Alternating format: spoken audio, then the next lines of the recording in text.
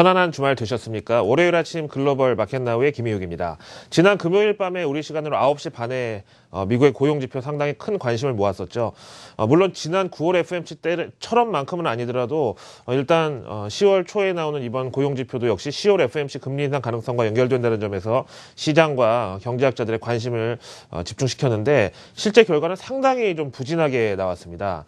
저도 참 감정 기복이 좀 있고 숏템퍼드 의 캐릭터인데 요즘 미국 증시, 우리나라 증시 보면은 증시의 변동성이 결국은 이런 펀더멘탈의 변동성을 반영하고 있고 결국은 경제도 투심도 시장도 다 똑같은 변동성 동조화가 나타나고 있지 않나 생각이 듭니다. 최근 들어서 미국의 고용, 주택, 소비는 무조건 좋은 3대장 중에 하나였는데 고용이 먼저 이렇게 누워버린 상황입니다. 하지만 미국 증시는 전약 후 강의 장세로 마감을 했는데요. 다우지수 기준으로 200포인트 상승했고요. 나스닥하고 S&P 500 지수도 1.7%, 1.4%대의 각각 상승률을 기록했습니다. 특히 나스닥 지수의 상승률이 돋보였는데요. 이거 조금 이따 설명해 드리기로 하고 다우지수 이제 하루 동안 흐름 보시면은 앞에서 말씀드린 대로 고용지표가 개장 전에 나왔는데 상당히 부진하게 나왔거든요. 그래서 개파락 출발을 했는데 오후장 들어서 플러스 200포인트로 그래서 장중에 거의 상승폭이 한 400포인트 정도에 달했습니다. 저점 대비해가지고요.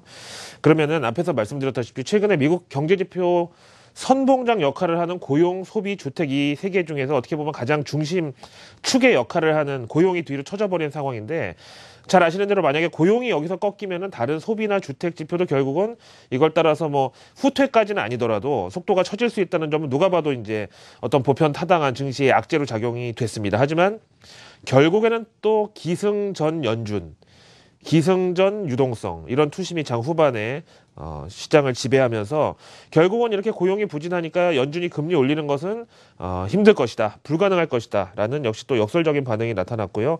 미국 증시 금요일장은 전형적인 전약 후강의 장세로 마감이 됐습니다. 얼마나 어떻게 안 좋았길래 저렇게 미국 증시를 울렸다 웃겼다 눌렀다 들어 올렸다 했는지 한번 살펴보겠습니다.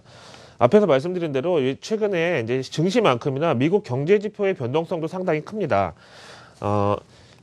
사실 월가에서 일하는 이코노미스트들이나 스트레이티스트들도 다 나름대로 아이비리그의 대학을 나와가지고 MBA에도 밟은 사람도 있고 저마다 진짜 동네에서 좀 수재 내지는 똑똑한 사람으로 알려져 있던 사람들인데 이 사람들이 이제 컨센서스로 생각했던 게 비농업 고용 기준으로 예상치 20만 1000건 정도 내다봤는데 실제 결과가 앞에 일자가 붙어가지고 14만 2000건이 나왔어요. 진짜 이것만 봐서는 저런 정도의 실력이면 이코노미스트 타이틀 떼야 되고 진짜 옷 벗어도 될 정도인데 요즘에 말씀드린 대로 워낙에 변동성이 크다 보니까는 비농업 고용 14만 2000건의 수치를 보고도 야 충격이다, 황당하다 이제 이 정도로 넘어갔는데요. 일단 실업률은요 전달하고 똑같은 5.1%가 나왔는데 이렇게 고용이 형편없이 부진하게 나왔으면 실업률이 오히려 올라가야 되는데 실업률이 오르지 않은 이유는 여기 보시다시피 구직 참여율이 0.2% 증가를 했다. 감소를 했다. 참 떨어졌다. 그러니까 구직자 수가 줄어들면서 실업률도 안 올라간 이런 상황이기 때문에 실업률 5.1%에 대한 어떤 신뢰성도 상당히 좀 의문 부호가 붙어있는 퀘스천 마크가 붙은 그런 상황이고요. 고용이 줄어들었는데 구직 참여율도 같이 감소를 한 전형적인 어떤 경제 지표의 어떤 총체적 부실의 느낌이 나오고 있고요. 그 다음에 업종별로 좀 볼까요? 저를 포함해서 미국의 경제 지표를 우리 글로벌 마켓나우나 한국경제TV를 통해서 벌써 7년째 현지 리포트를 직접 보고 계시는 분들께서는 아시겠지만 원래 미국의 고용은요 서비스업이 제조업보다 훨씬 더 많습니다. 그런데 이제는 아예 비중을 떠나서 2달 연속으로 제조업은 마이너스가 나와버렸고 서비스업이 아무리 많이 증가를 했지만 이 마이너스를 상쇄해 줄 만큼의 그런 여파는 없었고 오히려 이제 정부 고용이 조금 최근 들어서 만회를 해주고 있는 상황인데 이런 제조업 고용의 2달 연속 마이너스 결국은 이제 최근에 제기됐던 저유가, 달러 강세, 중국발 경착륙 우려 이런 게 연결이 되고 있죠. 그래서 어쨌든 제조업 고용은 이렇게 2달 연속의 마이너스였고 다른 이제 제조업 중에서 세부적으로 보면은 마이닝 앤 로깅이 12,000건 감소했고, 그 다음에 전형적인 그 생산직 제조업 일자리가 9,000건 감소가 나왔고요. 건설업종은 최근 들어서 계속 고용 증가를 기록하고 있지만 원유채굴이나 저런 제조 이쪽에 커버가 될 만큼의 고용 증가는 아직까지는 못 미치고 있다. 그 다음에 제니 옐런 연준 의장을 비롯한 연준 임원들이 양보다 질로 우리는 더 중요하게 생각한다고 하는 시간당 임금이 오히려 이번 달에는 1센트, 비록 10원이지만 감소를 했고요. 미국은 월급보다 주급을 많이 받는데 주급도 보시다시피 또 줄어들었고요. 그 다음에 근로 시간도 역시 동반 감소를 했습니다.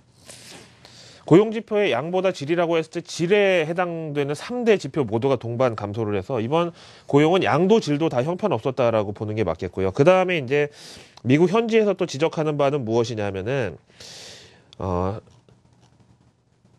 이 에이지 앤 섹스로 봤을 때, 그러니까 연령과 성별로 봤을 때 미국의 이제 주택 구매층 중에서 이제 가장 중요하게 이 여겨지는 요 레인지가 25세에서 34세의 남성의 일자리거든요.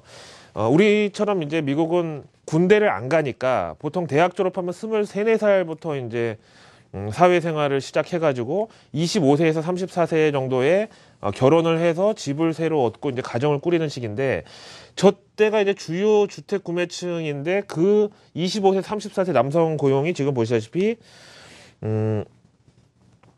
작년에 비해서 조금 늘긴 했지만 5월 달에 6월 달에 소폭 증가를 하다가 7월 달에 팍 떨어진 이후로 지금 특별한 이제 반등을 보이지 못하고 있다는 게 또 디테일 중에 하나로 지켜볼 만한 점이었습니다. 자, 고용지표 보셨죠? 누가 봐도 부진했고 양도질도 부진했고 앞에서부터 끝까지 다 부진했고 실업률 5.1%에서 고정된 것이 역시 또 호재가 아닌 악재로 돌변을 했고, 여기에 대한 외신의 평가를 보겠습니다. 미국의 고용이 부진했다. 하지만 이거는 연준 금리 인상의 적신호가 됐다는 거고요.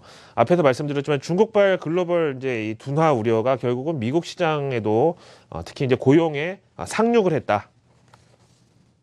최근에 뭐 호아킨인가 태풍 상륙해가지고 뭐 피해가 좀 있었다는데 중국발 우려도 미국의 고용 시장에 상륙했다. 이런 자막을 보고 계십니다. 그 다음에 워싱턴 포스트지에서는 앞에서 말씀드린 대로 양도 질도 뭐 다 표현드렸는데 처음부터 끝까지 실망일색이었다. 그 다음에 연준의 금리 인상의 명분이 경기 과열과 인플레 우려인데 과연 이게 현실성이 있느냐, 오히려 반대를 우려해야 되는 게 아니냐, 이렇게 나와 있고요. 그 다음에 뉴욕타임즈에서는 지금 뭐 미국 대선을 앞두고 워낙에 이제 상황이 좀 뜨겁다 보니까 이제 이런 얘기도 있네요. 지금 이제 공화당에서는 연준이 너무 방만하게 중앙은행으로서의 어떤 경영을 하는 게 아니냐, 부채가 너무 많지 않냐, 빨리 금리 올리거나 출구 전략 고안해야 되는 게 아니냐, 이렇게 얘기하고 있지만 지금 고용이 저 모양으로 나오니까 미국 대선 1년 앞두고 유권자들의 어떤 표심도 중요한 상태에서 연준을 압박해서 경기가 다시 경착륙의 우려나 디플레의 우려나 더블딥의 우려가 이런 게 생기면 워싱턴에도 안 좋으니까 결국은 지금 자기들도 뭐 미치겠네, 뭐 헷갈리네 이러고 있는 상황이죠. 이렇게 지표 부진했죠. 그 다음에 외신에서 걱정거리 늘어나고 막 우려감 조성했죠. 결국 시장에서는 이거죠. 10월 금리 인상 웃기지 말아라. 올해 금리 인상이 아예 물 건너간 것으로 봐야 된다. 이런 컨센서스가 월가에 형성이 됐고요. 결국은 오늘 미국 증시 아까 보여드린 대로 다우지수가 장중 저점 대비해서 400포인트 상승한 것은 결국 연준 기준금리 인상 지연 희망 이렇게 되겠습니다. 시장 지표들의 리액션을 좀 볼까요? 미국의 10년물 국채금리는 하루 만에 2%가 급락하면서 1%대로 추락을 해버렸고요. 달러 인덱스는 96선 초반에서 급격하게 떨어지면서 95선 후반까지 내려갔습니다. ADXY라고 하는 아시아 달러 인덱스는 보시다시피 상승을 해서 오늘 우리 시장에서 달러 대비 원화 환율의 급락을 일단 예정하고 있다고 봐야 되겠는데요. 여기에 대한 업종별 흐름 같은 거는 조금 우리가 민감하게 지켜볼 필요가 있겠습니다. 그 다음에 제니 옐런 연준 의장으로부터 한번 지적지를 받았던 나스닥 바이오테크 인덱스는 6.2% 상승하면서 우리 코스닥 바이오 제약 업종에 최근 외국인들의 숏이 많이 실렸는데 오늘은 숏 커버라도 좋으니까 일단 저점 매수와 단기 반등의 가능성을, 희망을, 기대를 높여주고 있다고 해석을 하겠습니다. 그 다음에 이제 고용지표가 발표되고 나서 가장 최신 연준 임원의 반응을 좀 볼 것 같으면 세인트루이스 연은 총재 제임스 블라드 연설을 보겠는데요. 미국의 고용지표가 앞에서 보신 대로 금요일 개장 전에 나왔고요. 이거는 오후 1시에 연설을 했단 말이에요. 물론 고용지표 보고 연설문 내용을 대폭 수정하지까지는 않았겠지만은 일단 제임스 블라드 입장에서는 어떤 이제 뭐 고용이나 아니면 경제 상황을 이제 잘 주도 면밀하게 파악을 한 다음에 연준의 그 대차 대조표상 부채를 이제 줄일 필요가 있다는 이런 이 차원에서라도 점진적으로 출구 전략을 짜면 된다. 지표 한두 개 가지고 너무 이렇게 일희일비하는 게 아니라 지표나 경제 상황은 면밀하게 살펴보되 출구 전략은 점진적으로 밀고 나가면 되는 것이다. 그 다음에 FOMC는 이제 생각보다 상당히 이제 원칙적인 로직으로 움직이는 기관이라고 알 수 있는 것 중에 또 하나가 연준의 실업률 목표치가 이미 지금 가시권 안에 들어와 있다. 중기 관점에서. 이거를 예로 들었고요. 그 다음에 이제 연설 끝나고 기자회견에서 아니 말이죠. 오늘 아침에 고용지표 보셨을 텐데 누가 봐도 부진하지 않았습니까? 라는 질문에 대해서는 일회성입니다. 어쩌다 한번 그럴 수도 있지. 그 다음에 20만 건을 밑돌았다고 뭐 지금 충격받을 일이 아니라 2008년도 금융위기 직후에 미국의 실업률이 10%까지 갔다가 지금 절반 수준인 5%까지 떨어졌기 때문에 그동안의 고용이 20만 건 넘어야 호재라고 했지만 이제는 약간 뉴 노멀 성격으로 앞으로 몇 년 동안 20만 건 밑도는 고용이 허다할 것이다. 이렇게 얘기했고요. 이걸 보고서 아틀란타 연은의 실업률 계산기를 보니까 올해 실업률 목표가 5.0이잖아요. 그럼 이제 앞으로 2달 남았잖아요. 11, 12월. 진짜 18만 6천 건만 나와도 실업률 올해 하단을 달성할 수가 있고, 그 다음에 내년 연준 실업률 목표치가 4.7에서 4.9인데, 하단을 이것도 생각해 봤을 때 4.7을 11월, 12월 하고 내년 12달 하면 14달이잖아요. 이렇게 해서 봐도 15만 5천 건만 월 고용이 나와줘도 내년 실업률 목표의 하단을 달성할 수가 있구나. 이렇게 얘기가 나오고 있어서 제임스 블라드의 얘기는 일단 라지칼리 틀린 것은 아니었다. 이렇게 보겠습니다.